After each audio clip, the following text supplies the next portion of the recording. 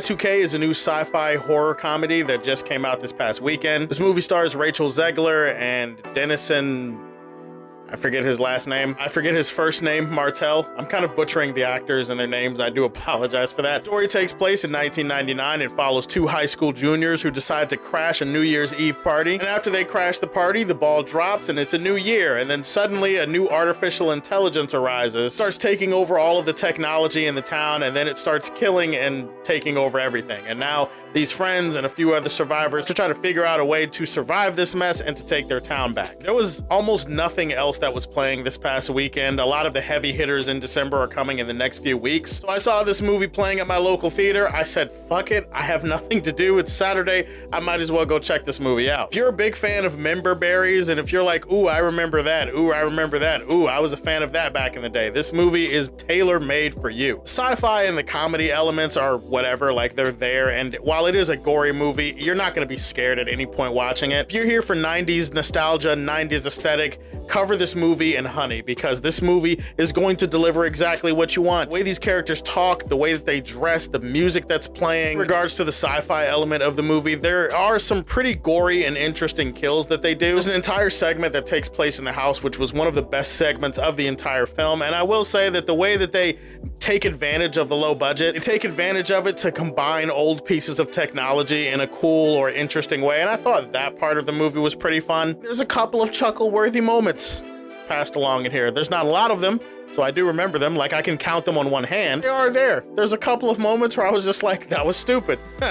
And that's exactly how I laughed throughout the majority of the movie. It was just, Well, nobody here is giving a standout performance. I will say, nobody here is giving an awful performance either, and that's weird to put in the positive section of the video because it sounds like I'm slapping them down. Everybody just kind of exists, and everybody's here.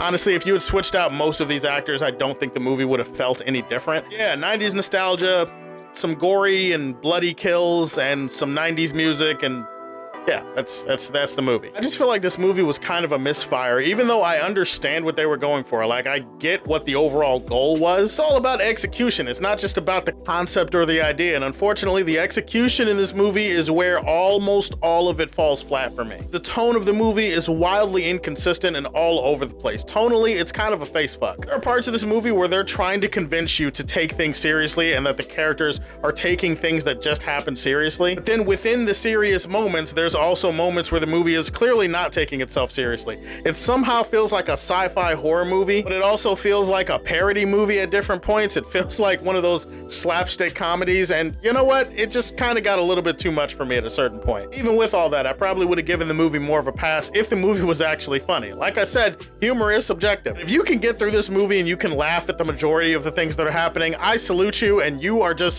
have a concept of humor that is far greater and far deeper than anything I could ever hope to achieve. If this movie was a contained movie, like if it took place in one area, one house or whatever, I feel like that could be a pretty interesting episode of TV if you executed it the right way. Unfortunately, this movie, despite being a short movie, feels like it drags on and it just kind of loses momentum. Lack of logic and the lack of just things tying together cohesively in a way that makes sense, it just gets worse the longer the movie goes on. This is not helped by the fact that every character in this movie is a cliche cardboard cutout type of character who is playing an archetype of something that you've already seen before. Main romance in the movie, you just don't care. You're not given enough reason to care. In fact, Rachel Zegler's character is unlikable for like 90% of this film. It's a movie that has a few good moments, but otherwise it just didn't reach its potential. I would say watch this movie if you're drunk. It's definitely a guilty pleasure. Let's put this one in Smallville. Honestly, if you get some liquor and you get some friends, you could probably enjoy this movie, or at the very least drink yourself to sleep. But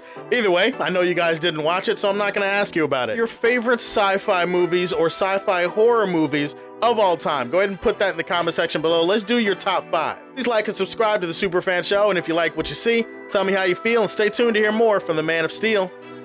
Peace.